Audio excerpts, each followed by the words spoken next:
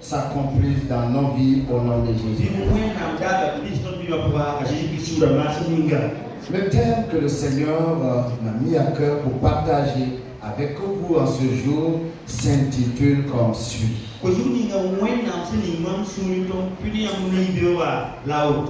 Le changement a un prix, où nous voulons parler plutôt du prix du changement. Alléluia. Le prix du changement. Tout changement a un prix à payer.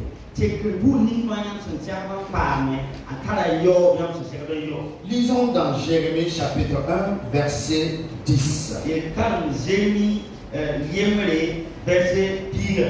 Jérémie 1, verset 10. Regarde, je t'établis aujourd'hui sur les nations et sur les royaumes pour que tu arraches et que tu abattes, pour que tu ruines et que tu détruises, pour que tu bâtisses et que tu plantes. Amen.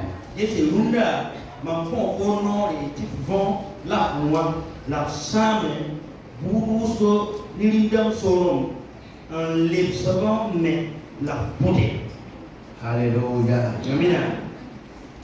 Tout changement a un prix. Beaucoup de personnes aspirent à un changement positif dans leur vie professionnelle. Ils aspirent à un changement dans leur vie conjugale. Ils aspirent à un changement dans leur propre famille. Un changement dans leur église et des grands changements, surtout positifs, même dans la nation. Mais bien aimés, combien sont ceux-là qui sont prêts pour payer le prix pour le changement?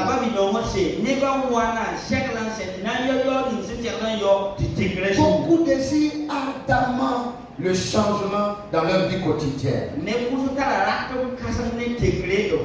Mais très peu sont prêts à payer le prix pour ce changement. Le texte que nous venons de lire nous parle de la vie de Jérémie et du peuple de Juda.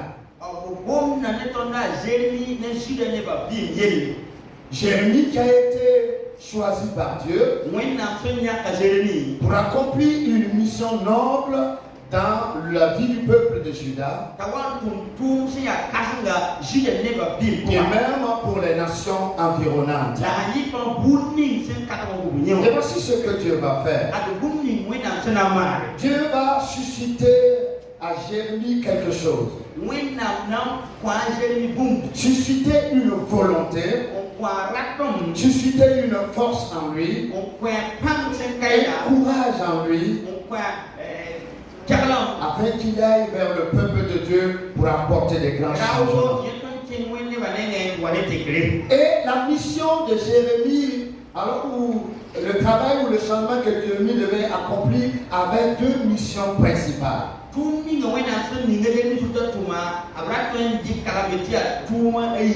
Premièrement, il devait détruire, reconstruire, alléluia, ou bien abattre et planter. Amen. Et je voudrais rapidement parler de la première mission. Voici la première mission de Jérémie. Dieu lui demande d'arracher, d'abattre, de ruiner et de détruire tout ce qui est comme mauvaise habitude, tout ce qui est comme idolâtrie et tout ce qui est comme mauvais système capable d'entraîner le peuple de Dieu loin de la volonté de Dieu. Et là, c'était la première mission de Jérémie. Alléluia. Dénoncer le mal au milieu du peuple de Dieu. En vue d'apporter un grand changement dans la vie du peuple de Dieu. Et ce peuple, au lieu d'écouter et de s'humilier et d'avouer leurs péchés, leurs iniquités et demander pardon à leur Dieu pour vivre un grand changement, pour vivre un réveil avec Dieu, le peuple va chercher à faire du mal à cet envoyé de Dieu. Et je voudrais qu'ensemble vous puissiez reprendre avec moi: tout changement positif a un prix.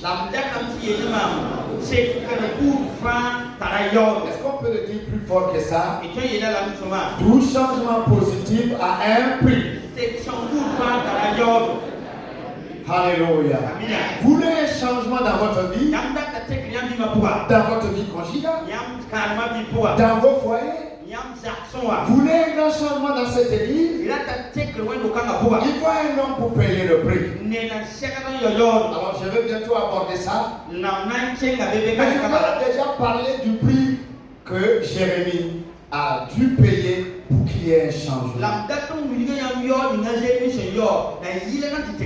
À cause de cette mission, cette noble mission que Dieu a confiée à Jérémie, Jérémie va être l'objet du rejet par son propre peuple.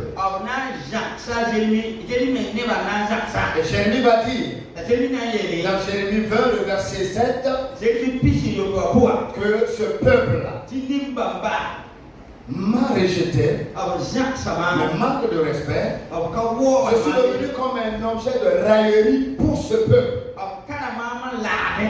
Est-ce qu'on se comprend ce matin? Si vous voulez qu'il y ait un changement, à quelque part, on risque de vous rejeter. Avec votre bonne volonté, vous risquez d'être rejeté. Mais tout changement a un prix. Les prêtres qui devaient comprendre Jérémie, eux-mêmes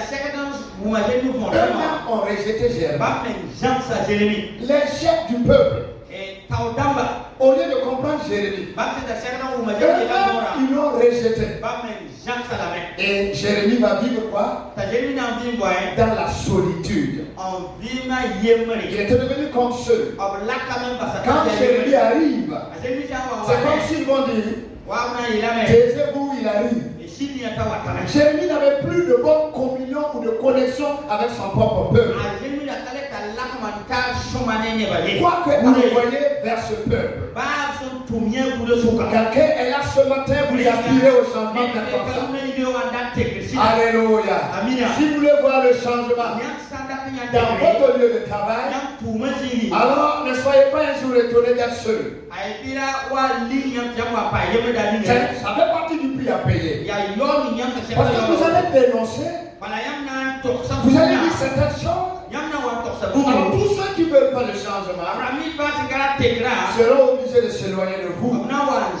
Et vous risquez de marcher seul. À cause de ce changement que Dieu voulait apporter dans la vie de son peuple, Jérémie va connaître la persécution. Ils vont maltraiter Jérémie. Quand vous lisez dans Jérémie 20, le verset 26, alors vous allez trouver cela. Alors je vais aller vers la fin pour lire juste un passage pour gagner un temps parce qu'il y a beaucoup de versets à lire. Jérémie va être persécuté. Qui veut un changement sans persécution? Mon ami, tu as emprunté un chemin, tu ne vas jamais t'amener au changement. Levez-vous chez vous et vous leur réglez les choses. Quelqu'un dira, c'était pas comme ça auparavant. D'où vient cette idée-là? Pourquoi cette idée maintenant? Les gens parlent du changement, mais ils ne sont pas prêts pour le changement.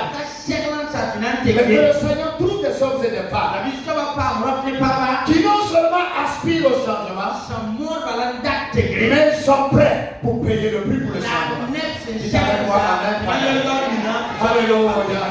Que le Seigneur voit dans cette église des hommes et des femmes qui ne se contentent pas de parler seulement, mais qui vont poser des actes, qui vont apporter des grands changements. Que ce soit ici et dans cette nation, au nom de Jésus. Au-delà de la persécution, Jérémie va plusieurs fois être emprisonné. Plusieurs fois. Une fois, on l'a saisi au cou. Et on l'a trimballé pour le jeter dans une citerne. Et dans cette citerne, il n'y avait pas assez d'eau, mais il y avait de la boue. Et Jérémie va rester là. Dites à quelqu'un, c'était la prison de Jérémie là comme ça. Ah, vous voulez le changement? La boue n'est pas loin. Oui, la citerne n'est pas loin. Il n'y a pas un changement sans prix à payer. Quelqu'un ne m'entend pas ce matin. Je vais aller plus loin. Alors, vous pouvez trouver cela, les emprisonnements dans Jérémie 37, 15 à 16. Jérémie va être l'objet de menaces de mort. Ah oui, oui. Quand vous lisez dans Jérémie 18, la Bible dit ceci: tuons-le par la lame, tuons-le, calomnions-le, accusons-le, tuons-le. À cause de ce changement que Jérémie voulait apporter dans la vie, des menaces de mort. J'ai dit oh, des menaces de. On ne peut pas vouloir des grands changements, surtout des changements positifs, sans que quelqu'un te dise par un peu pourquoi.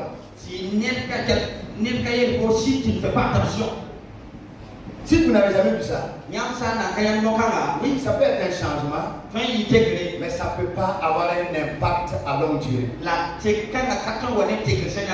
quand vous voulez le changement, le monde occulte qui était maître, alors vont s'ériger contre. Et tout ce qu'ils peuvent trouver, ils vont utiliser. Jérémie a vécu ça. Mais ma prière ce matin, que le Seigneur trouve au milieu de nous des hommes et des femmes qui sont prêts à payer le prix. Je vais lire juste un dernier verset parlant de tout ce que je suis en train de dire. Jérémie 11. Je vais juste lire en français seulement, on ne va pas pouvoir lire en mourir.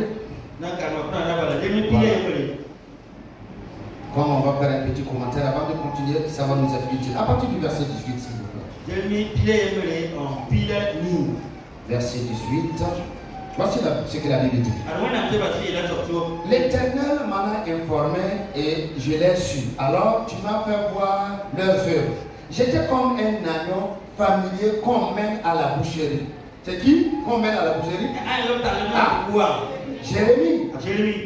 Et j'ignorais les mauvais desseins qu'ils méditaient contre moi. Voici ce qu'ils ont dit: détruisons l'arbre avec son fruit. Retranchons-le de la terre des vivants. Et qu'on ne se souvient plus de son nom. Oh, quelqu'un n'a pas entendu ce matin. Mesdames, est-ce que vous me suivez? Regardez avec moi. Regardez vers là, s'il vous plaît, si vous me suivez. Voilà. C'est vrai que la chorale est orientée vers là. Mais faites l'effort de regarder un peu devant. Alléluia. Ils ont dit oh, retranchons cet homme-là. Il nous dérange. Un seul homme qui dérange toute la nation comme ça. Et sa mort là dépasse la mort des autres, non? Retranchons-le du monde des vivants et non. Parce que tout simplement, je ne voulais voir le changement dans la vie du peuple de Dieu. Que le Seigneur nous aide ce matin. Paye le prix. Peu importe le prix. Que ce soit des railleries, que ce soit des moqueries, que ce soit le rejet, que ce soit des menaces, ça fait partie du prix. Paye ce prix-là. Oh, quelqu'un dessus ce matin. Alors, j'ai lu dans Luc chapitre 4 où Jésus est allé dans la maison de Dieu le jour du sabbat. On lui a remis le livre d'Ésaïe. Et quand il a ouvert, il est tombé sur la partie qui dit l'Esprit du Seigneur est sur moi. Il m'a oint pour libérer les captifs, pour sauver les pauvres, les misérables, pour donner aux aveugles de retrouver la vue. Alors quand Jésus a fini, il prend le rouleau et il part s'asseoir.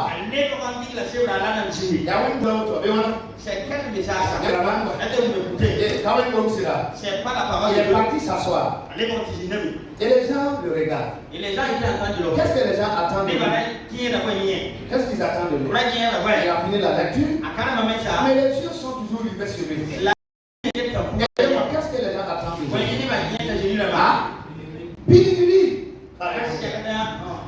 J'attends une explication. Et le plus souvent, si on a des problèmes, c'est à cause de nos explications. Quand il dit, la Bible a dit, alors ne mettez pas d'adultère, alors ne volez pas, ne mentez pas, ne rendez pas de faux témoignages, ne calomniez pas, et c'est la parole de Dieu comme ça. Alléluia, la prochaine. Est-ce qu'il y a la guerre dans ça? Mais quand tu dis, si tu fais ça, tu fais ça. Voici les conséquences. C'est ça qui touche les cœurs. Et ça fait mal. Et voici la réponse que Jésus va donner. Jésus dit, ce que vous venez d'entendre, c'est pas une prophétie. Alléluia. Mais à partir d'aujourd'hui, vous l'entendez. La prophétie vient de s'accomplir. Quelqu'un acclame le Seigneur Jésus. Alléluia. La prophétie dite par prononcée par Ésaïe vient de s'accomplir maintenant. Et les gens ont dit quoi? Vous avez entendu ce qu'il a dit? Il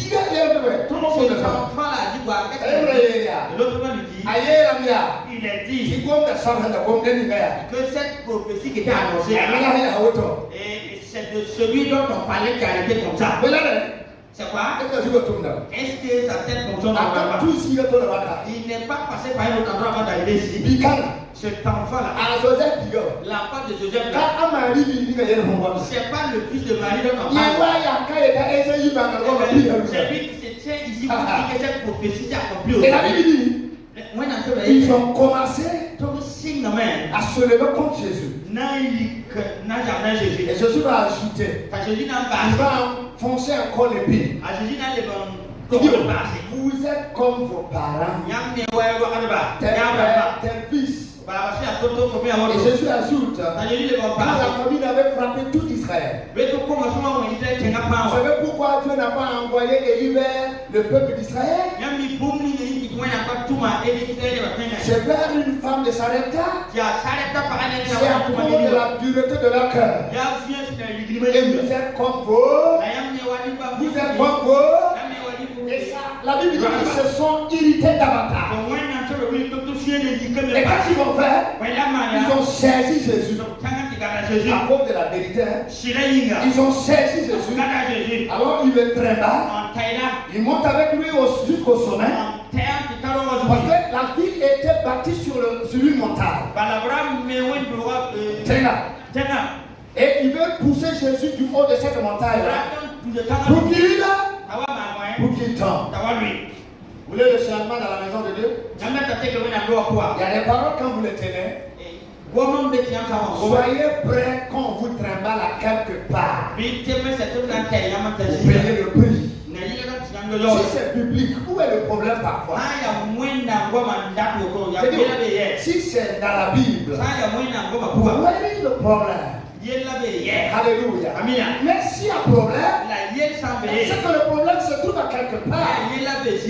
Alors si on se lève et quelqu'un prêche, il dit qu'il y a des pasteurs alcooliques dans Tenkodo. Alors que moi, Bourema, moi je n'aime même pas l'alcool. Même sans être mercala, je n'aime même pas l'alcool. En quoi ça va me faire mal? Ça me dit absolument rien. Alors si je commence à prendre la défense des alcooliques, c'est que moi aussi je ne suis pas loin d'être alcoolique. Bien aimé, il y a un prix à payer. La deuxième mission de Jérémie n'est pas aussi longue. Voici ce que Dieu lui demande. Il lui demande de bâtir maintenant. Il lui demande de planter maintenant. Et cette dernière mission consiste à ramener, à rapprocher le corps du peuple de Dieu à son Créateur. C'est pas chose facile, bien sûr. C'est une mission de réconciliation. Elle n'est pas séparée de la prière. Les deux vont ensemble. Alléluia. Dénoncer et amener à la réconciliation. C'est une mission accomplie comme ça. Que le Seigneur nous bénisse. Amen. Alléluia. Alors, je vais prendre juste un exemple ici. L'exemple de Néhémie. Ce n'est plus Jérémie, mais plutôt Néhémie. Alors, pour vous parler du défi à relever quand on veut construire ou bâtir. Quand Dieu a mis dans le cœur de Néhémie de rebâtir la muraille de Jérusalem, la Bible dit qu'il y a eu des oppositions. Parce que tout changement positif a seulement deux m'ont dit pli. Ne me faites pas ceci, cela. Alléluia. Amen. Et devant le grand marché de Dassatro, et alors, une agence avait organisé une danse. Et quand vous dansez, vous compétissez quoi? Alors on demande qui a gagné? Lui non? Et le public dit oui ou bien non. Et quand on a attrapé la main du jeune, il dit lui non. Et tout le monde a dit non. Et alors comment, où était placé le micro? Il dit dans sa il n'a pas la auto. Sinon, si vous êtes là, terminez avec moi que c'est le prix à payer. Alléluia. Que le Seigneur vous bénisse. Parce que tout changement positif a un. Alors, des hommes comme Sambala, Tobisa, des Arabes, des Ammonites, des Astodiens, furent très irrités quand ils ont appris que la réparation de la muraille avançait et que les brèches sont en train d'être fermées. La Bible dit, ils se sont levés pour tenter d'intimider Jérémie et tous les travailleurs. Ils ont dit non, ça ne peut pas se faire. Avec des sabotages, des paroles de sabotage, de moquerie. Laissons-les commencer. Oh, même un rat sauvage, un simple renard, un coup de fesse va faire ébouler ça. Laissez-les. Ils ne peuvent rien faire. Regardez ces ruines là. C'est avant eux. Il y a des bambas. Est-ce qu'ils peuvent rebâtir? Tout grand changement, alléluia, a un prix à payer. Et Néhémie, avec tout son peuple, qui étaient avec lui ont payé ce prix. Est-ce qu'il y a un dit fils de Dieu ici ce matin? Une dit fille de son papa ici ce matin? Fais comme ça avec moi, qui aspire à des grands changements dans cette église, dans votre vie. Soyez prêts à payer ce prix-là. On va se moquer de vous. On vous parlera mal. On dira, mais laissez-les. Ils n'ont rien compris. C'est la chrétienne des derniers temps. Demandez-nous. Nous, on a commencé. C'est vous qui avez commencé. Mais les gens sont venus. Ils doivent terrasser Goliath. Dis quand même amen. Tu dois terrasser Goliath. Alors quand je parle ici, mon message ne s'adresse pas à un homme ou à un groupe particulier dans cette église. Dieu m'a dit, pendant que je préparais le message, tu n'as pas l'habitude de le dire, mais je vais le dire quand même. C'est comme une prophétie. Il m'a dit que le changement a un prix. J'ai dit what? Le changement a un prix. Et c'est dans ces recherches-là que je vous livre ce message. Je m'en fous de qui peut être d'une manière ou d'une autre touché d'une manière négative. Pour moi, là où tu es là, un changement peut venir. Un changement peut s'opérer. Il y a un prix que tu refuses de payer. Et vous savez non? Qu'est-ce que les gens veulent? Que d'autres changent pour qu'eux ils bénéficient. Tout le temps, on dit, alors, si les gens faisaient ça, si les gens avaient fait ça, si la famille avait fait ça, si la l'église on avait fait ça, mais toi-même tu as fait quoi? Je crois que si dans la nation là on avait fait ça, tout le monde parle du changement. Qui veut payer le prix? C'est ça le gros problème. Néhémie a payé le prix. Il a pu rebâtir la muraille. Que le Seigneur bénisse quelqu'un ce matin. Je vais terminer en disant ceci. Pour revenir dans notre contexte, je vais vous dire ceci. Tout changement commence avec un individu. Alléluia. Commence avec un individu. Quelqu'un qui paye le prix. Pour d'abord son propre changement. Tu n'as pas changé, tu veux que les autres changent. Ça va marcher? Non. Ou peut-être pendant que je parle, quelqu'un dit non, ce changement-là, c'est peut-être un tel, c'est Y qui doit changer. Nous là, en tout cas, ça va. Priez pour moi-même d'abord. Je prie que le Seigneur m'accorde la grâce pour changer et changer davantage. Pour tendre beaucoup plus vers l'excellence. Ça va changer avec vous. Donc je voudrais avec humilité, soyez ma bouche à côté de votre voisin. Voici. Dites à quelqu'un, le changement tant désiré là, ça va commencer avec vous.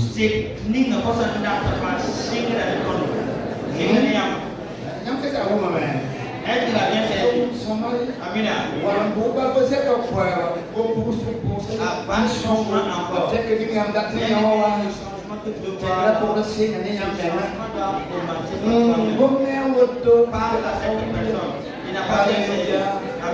Alléluia. Amen. Tant que tu n'as pas changé, tu veux que les autres changent. C'est peine perdue. Pour que toi-même tu changes. D'accord, voilà que tu as mis quoi. Il faut me un couille à la maison. D'accord, je vais vous aider. Alléluia.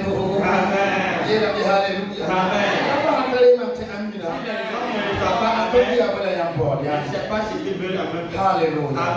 Je termine en disant ceci. Un petit acte concret.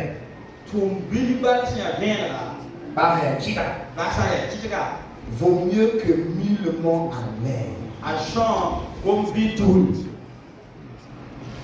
Et le changement ne viendra jamais par hasard. quelqu'un doit me provoquer. Et ce dernier là, il est où? Ah? Les gens n'ont pas encore saisi le message. Ce dernier là est c'est lui qui doit provoquer le changement. Il est où? Il est où là? Dieu vous bénisse ce matin. Que la grâce de Dieu surabonde dans votre vie. Au lieu de regarder à l'extérieur, regardez à l'intérieur de vous-même. Et si vous aurez fini de changer en vie, Dieu prendra soin de l'extérieur. Que la grâce abondante de Dieu soit sur chacun. Et que d'ici là, les changements soient palpables. Au nom de Jésus-Christ. Shalom à vous. Amen.